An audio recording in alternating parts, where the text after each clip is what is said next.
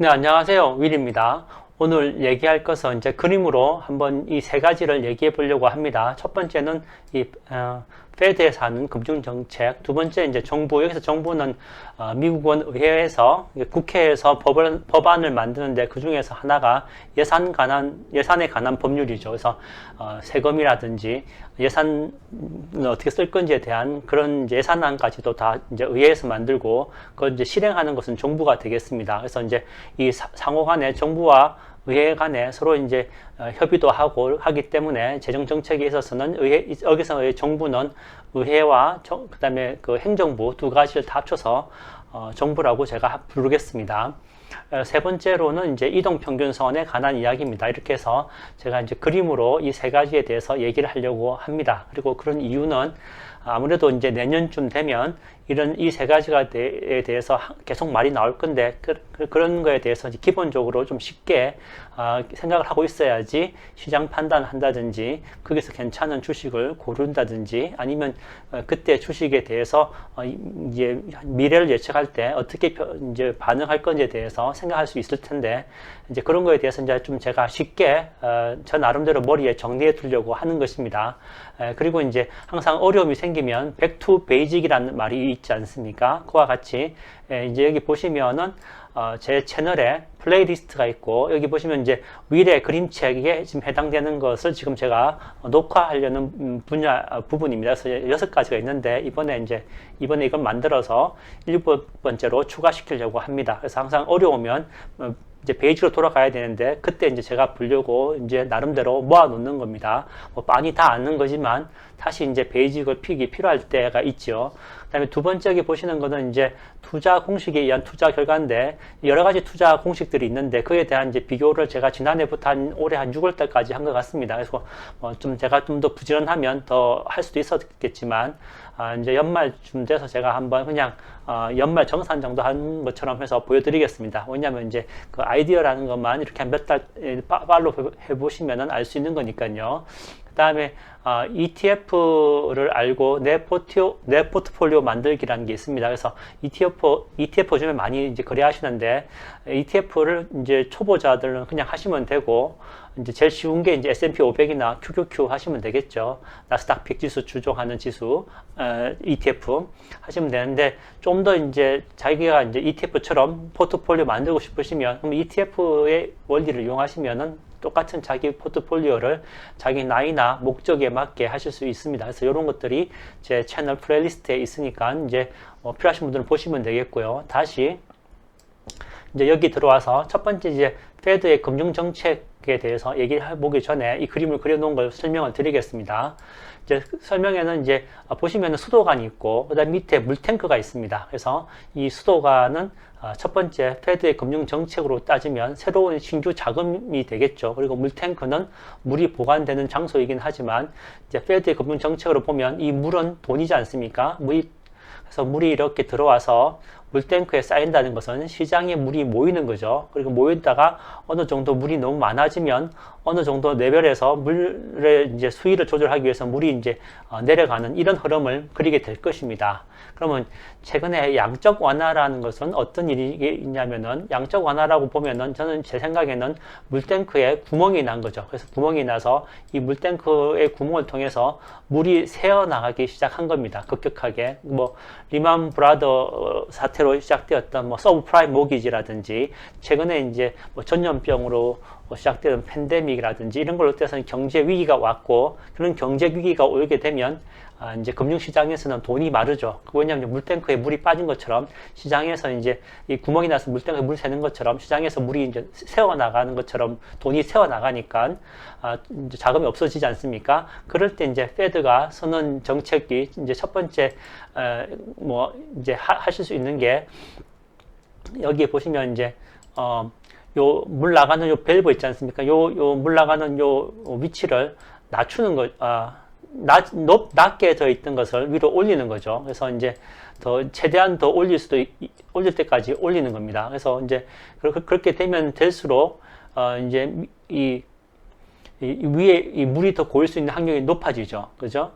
그렇게 되고 또 하나는 나가는 물보다 더 많은 물을 더 부어주는 겁니다. 그래서 이제 첫 번째로 하실 수 있는 첫 번째로 이제 페드에서 한 게 이제 이자율 여기 첫 번째 요 물 나가는 배출구 위치를 낮은 데서 위로 올리는 거 요거를 이제 금리로 따지면 금리를 낮추는 게 되겠죠. 금리를 낮춰서 돈이 안 빠져가게 시장에 머물 수 있게 해주는 거. 두 번째로는 이제 더 많은 물을 더 이제 넣는 거. 요거는 이제 다른 말로 하면 양적 완화가 되겠습니다. 그래서 이제 지금 이제 11월 이제 추수감사절이 다음 주고 그래서 이제 11월 말부터 페드가 시작하려고 하는 게 이 양적 완화를 줄이겠다. 그래서 다르게 이제 하면은 테이퍼링이 되는 것이죠. 그래서 이제 그 사이에 이제 왜 그런 일을 하느냐 그러면은 이제는 이 물탱크에 빠져 있는 이 물 여기 이 구멍이 이제 땜질이 돼서 물이 더 이상 이제 안 빠지도록 되었기 때문이란 거죠. 그게 이제 경기가 좋아지고 인플레이션의 압력이 높아진다. 이게 이제 물탱크의 구멍이 거의 다 메워졌다. 이런 얘기입니다. 그래서 이제 물이 안 빠지니까 물이 여기 이제 빨리 고이죠. 그래서 시장에 돈이 많이 있게 되는 거죠. 그렇게 되기 때문에 이제 첫 번째로 할 것이 이제 이 2번 추가로 들어가는 물량을 줄이는 것이고요. 두 번째로 해야 될 것이 이제 이 수도꼭지 그러니까 물이 탱크에서 나가는 위치를 낮춰줘야겠죠. 이번에는 그래서 이번에는 이제 이 위치를 낮춰주려고 하는 거겠죠. 그래서 양적 완화가 끝나면은 이 위치를 낮춰주면 이제 이렇게 물이 나가지 않겠습니까? 그러면 이제 시장의 자금이 줄게 되는 거죠. 그게 이제 이자율 상승이 되겠습니다. 페드의 그 연방준비은행 이제 준비율 뭐죠? 페드가 조절하는 이자율이 이제 내려가는 거, 올라가는 거죠. 그래서 그렇게 해서 이제 이 시장에 있는 이제 돈이 나가게 도와주는 거가 되겠습니다. 자, 두 번째로 정부의 재정 정책에 대해서과 그다음에 세금에 대해서 얘기해 보겠습니다. 첫 번째 이제 재정 정책이라고 하면은 돈을 많이 푸는 정책, 그다음에 돈을 적게 푸는 정책. 많이 푸는 정책을 완화 정책이라 그러고요. 적게 푸는 정책을 긴축 정책이라고 합니다. 물론 이제 페드에서도 똑같이 이제 완화 정책과 긴축 정책을 할 수 있겠지만 이제 지금 정부 측면에서 이제 보면 재정 정책 측면으로 보면 이 완화책이라는 것은 이 물을 더 많이 부어주는 거죠. 그래서 이제 뭐 어떤 정책이 있냐면 최근에 통과된 그 인프라 법안 같은 경우에 1.2 트릴리언 달러가 통과됐죠. 그리고 이제 지난주부터 하원은 통과됐고 상원은 통과시키려고 하는 것이 1.7 트릴리언 달러가 되는 사회 안정망 법안이 통과시키려고 하는 거죠. 그런 식으로 해서 이제 이 나라의 시장에 돈을 더 풀려고 하는 그런 완화 정책이라고 할 수가 있겠습니다. 그리고 이제 긴축 정책이라고 한다 그러면은 정부에서 이제 이 뭐 복지 정책으로 사용하던 돈을 이제 줄이는 거죠. 그래서 보통 공화당 쪽이 이게 해당되겠죠. 그리고 이제 이제 정부에서 하던 사업들을 이제 많이 줄여서 공공사업에서 하다가 이제 민간 사업에서 넘기는 그런 쪽으로 하는 것이 이제 긴축 정책이 되겠습니다.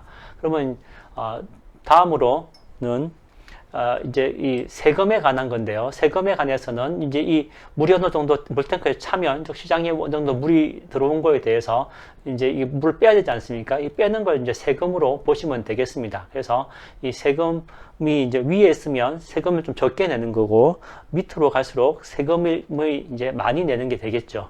그래서 이제 현재 부자 감세라는 것은 부자들은 이제 세금을 올려서 물이 많이 나가게 해주고 그다음에 이제 가난한 사람들, 저소득층인 사람들은 이 위치를 높여서 물이 적게 나가게 해주겠다. 이게 이제 뭐 부자 증세라는 것이 이런 개념으로 보실 수가 있겠습니다. 그래서 세금 민주당 쪽에서는 이제 중산층이나 아니면 저소득층 쪽에서는 낮추는 쪽으로 부자들은 이제 이걸 이제 내려서 세금을 더 많이 거두는 쪽으로 그렇게 하려고 한다는 것입니다. 자, 마지막으로 이제 이동평균선에 대해서 말씀드리겠습니다. 이동평균선, 뭐 주가가 이동할 때 어느 특정한 기간에 이제 이 주가의 평균을 그 기간으로 나눠주면 이제 평균 그 가격이 나오고 그 가격이 이제 그 이동 평균 기간 동안에 이동 평균가가 되겠죠. 그래서 이제 그걸 이제 점을 찍어 가다 보면 그런 식으로 이제 하다 보면 주가가 올라가고 내려가는 거를 어느 정도 예측할 수가 있지 않습니까? 거기에 따라서 이제 매수, 매도 타이밍도 잡을 수가 있죠. 물론 미래는 모르지만 시장이 움직이는 그런 간성에 대해서 따라서 움직이려고 하는 것도 있고, 그 다음에 이제 이런 이동평균선 쓰기 전에 이미 이제 그 관심을 갖고 있는 주식 그 회사에 대해서 이미 스토리를 알고 계시죠. 그래서 스토리를 충분히 알고 있는 회사에 대해서 이동평균선을 사용하는 것이 유의미하다라는 거 하나 하고, 그 다음에 거래량이 너무 적은데 이동평균을 쓰기는 너무 힘들죠. 그래서 거래량이 충분히 있는 주식에 대해서 이동평균선을 사용하는 것이 가능하다라는 것이 먼저 전제로 할 수가 있겠습니다. 자, 그러면 이제 수도관하고 이동평균선으로 보면 수급의 문제로 먼저 보실 수가 있는데, 물이 들어오는 것은 이제 돈이 들어오는 거라고 볼 수가 있겠죠. 그래서 이제 보시면은 수도관에 이제 물이 들어올 때 만약에 이제 조금씩 들어온다라고 하면은 수급이 좀 적게 들어오면 주가는 당연히 물통에 물은 조금씩 천천히 쌓이겠죠. 그리고 이제 수도관에 물이 좀 많이 들어온다 그러면은 수도관에 물탱크에 물이 높이 쌓이니까 주가는 올라가는 거겠죠. 이렇게 이제 수급의 문제로 하나 더 볼 수가 있고요. 또 뭐 이제 이 위치를 따져서 이제 보시면은 위치를 따져서 보시면은 이제 이쪽은 물이 들어오는 쪽이고 이쪽은 물이 나가는 쪽이니까 시장에 이제 팔자는 사람들이 많다 그러면 이제 이게 내려가는 거가 되는 거고, 팔자는 사람들이 적으면 이제 올라가는 게 되니까 물탱크에 물이 쌓이는 만큼 주가는 올라가는 것이라고 이제 보실 수가 있겠습니다. 그럼 이제 수급에 대한 건 이제 어느 정도 이제 됐다고 치고요. 다음으로 이제 얘기해 볼 것은 이제 이동 평균선 이제 돌아와서 물이 이제 물량을 이제 얼마나 들어오냐는 것이 주가에 이제 그 사자는 사람들의 이제 사자는 사람들의 흐름이라고 보시면요. 이제 사자는 세력이 이렇게 좀 적게 들어오면은 그러면 이동 평균선 이게 이제 중간에 있는 것이 이동 평균선이라고 보는 거죠. 여기 보시는 것처럼 여기 중간에 있는 것을 이동 평균선의 이제 중간에 특정한 50일, 저는 50일 평균선을 많이 쓰는데 50일 평균선이라고 치면 이제 그러면 이제 여기 뭐 플러스 뭐 5% 보통 저는 10% 쓰는데 플러스 10% 마이너스 10% 선이 있겠죠. 그죠? 그럼 이제 요게 이동선 중간이 이제 이동 평균선이고 아래 위로 이제 플러스 10% 마이너스 10% 선이 있을 때 주가가 마이너스 선상에서 이렇게 움직이면은 그러면은 아무래도 주가는 계속 빠지고 그 얘기는 이제 물탱크에 물이 적게 나온다는 얘기죠. 그 얘기는 또 다르게 얘기하면 여기 보시면 팔자는 사람들이 이렇게 많은 경우가 되겠습니다. 그죠? 그리고 또 하나는 이제 이제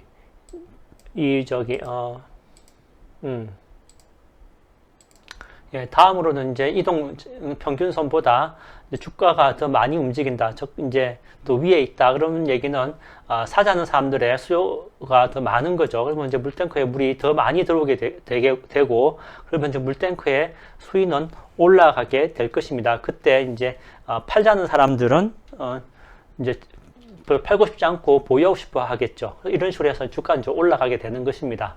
이렇게 이제 이동 평균선, 그다음에 정부의 재정 정책, 페드의 금융 정책 이렇게까지 한번 봤고요. 그러면 이제 매수 매도 타이밍으로 보면은 먼저 어떻게 되냐면 그러면은 이제 이거 지우고 매수 매도 타이밍으로 보면은 이제 물론 이제 당연히 아시겠지만 이 이동 평균선이 있으면 주가가 올라가고 내려가고 하지 않습니까? 이럴 때 이동 평균선 위로 갈 때가 이제 매수 타이밍이 되겠죠. 그럴 때 물탱크에 물이 높이 찰 확률이 높아지지 않겠습니까? 그리고 이제 시장을 봤을 때 시장에 이제 그 거래자들이 이 보유하고 싶은 걸 높일, 그러니까 유지하고 싶은 게 높을 때죠. 아니면은 지금처럼 조금만 이익이 생기면 이걸 바로 낮춰서 팔고 싶은 사람들이 많은 그런 주식은 좀 손을 안 대는 게 좋겠죠. 그런 건 아무래도 단기적 투자고 한번 사면 오래 갖고 싶은 주식에 투자하는 것이 이제 이 수급치가 높은 게 되겠죠. 그래서 그러면 물탱크에 물이 많이 고이고 오랫동안 주가가 계속 상승할 수 있는 그런 것이 되겠습니다. 그런 거에 따라서 이제 매수 매도 생각하시면 되겠습니다.